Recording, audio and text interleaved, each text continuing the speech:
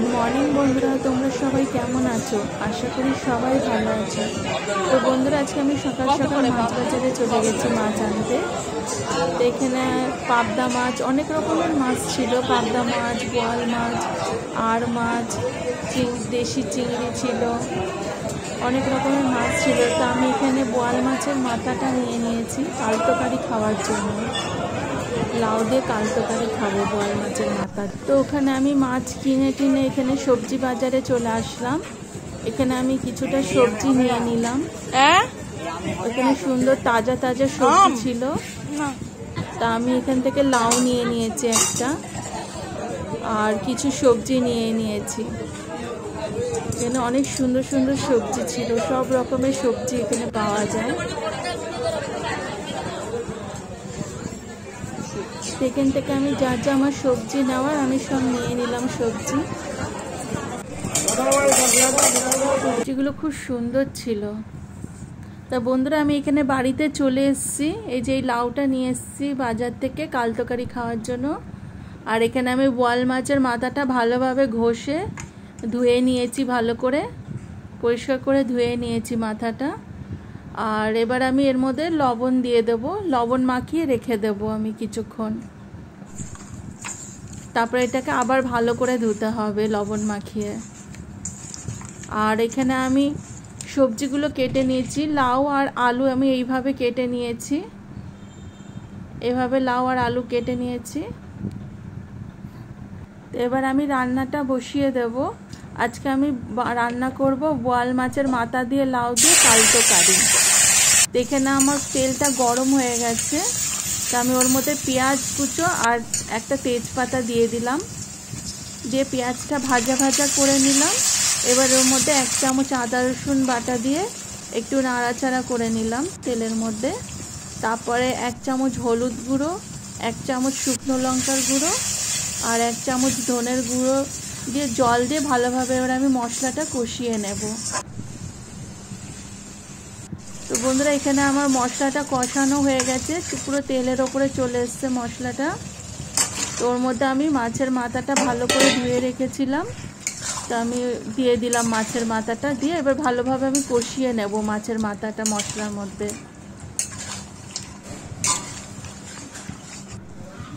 তো বন্ধুরা, এখানে আমার মাছের মাথাটা কষানো হয়ে গেছে। তো এবার আমি তুলে নেব মাছগুলো। এবার আমি এক এক করে মাছগুলো তুলে নেব। এখানে আমি তুলে নিলাম মাছগুলো। এবার ওই মশলার মধ্যেই আমি লাউ আর আলুটা দিয়ে দেব, দিয়ে এবার আমি ভালোভাবে কষিয়ে নেব। আর স্বাদ মতন লবণ দিয়ে দেব। সবজির মধ্যে লবণটা দিলে সবজিগুলো তাড়াতাড়ি গলে যায়। তাই এখানে আমি লবণটা দিয়ে ভালোভাবে কষিয়ে নেব সবজিগুলো।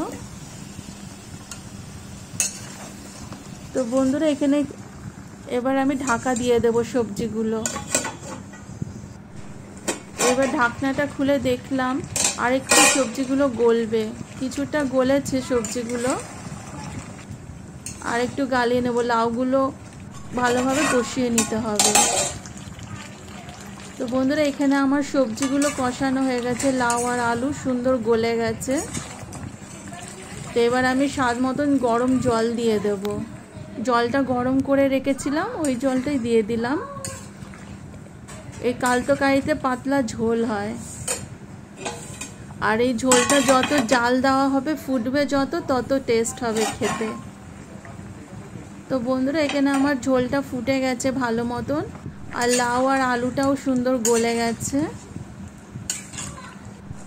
তো এর মধ্যে আমি এবার মাছের মাথাগুলো দিয়ে দেব। কষিয়ে রেখেছিলাম মাছের মাথা, তো ওটা দিয়ে দিলাম আমি, দিয়ে ভালোভাবে আরও ফুটিয়ে নেব। বন্ধুরা দেখুন, তরকারিটা খুব সুন্দর হয়েছিল, দেখতে যেমনি সুন্দর হয়েছে খেতেও তেমনি টেস্ট হয়েছিল। তো বন্ধুরা, এর মধ্যে এবার আমি টমেটোগুলো কেটে রেখেছিলাম, তো টমেটোগুলো দিয়ে দেব। দিয়ে ভালোভাবে আমি তরকারিটাকে আরও ফুটিয়ে নেব কিছুক্ষণের জন্য।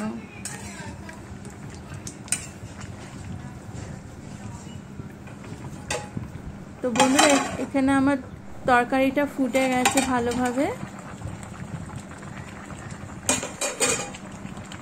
আর টমেটোগুলো সুন্দর গলে গেছে, সবজিগুলো লাউ আলু সব গলে গেছে সুন্দরভাবে।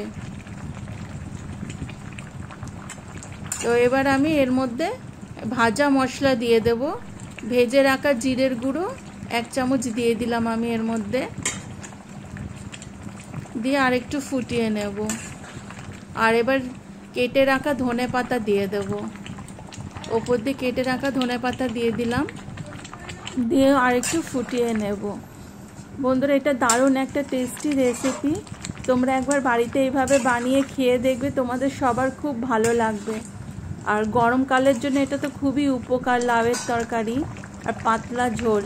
তো বন্ধুরা, এই তরকারিটা গরম ভাতের সাথে খেতে খুব ভালো লাগবে। তো এখানে আমার হয়ে গেছে বোয়াল মাছের মাথা দিয়ে লাউয়ের কালতো কারি। তো বন্ধুরা, আমার এই রেসিপিটা তোমাদের যদি ভালো লাগে তাহলে লাইক, কমেন্ট অ্যান্ড শেয়ার করে দিও, আর আমার চ্যানেলটা সাবস্ক্রাইব করে আমার পাশে থেকো। Thank you.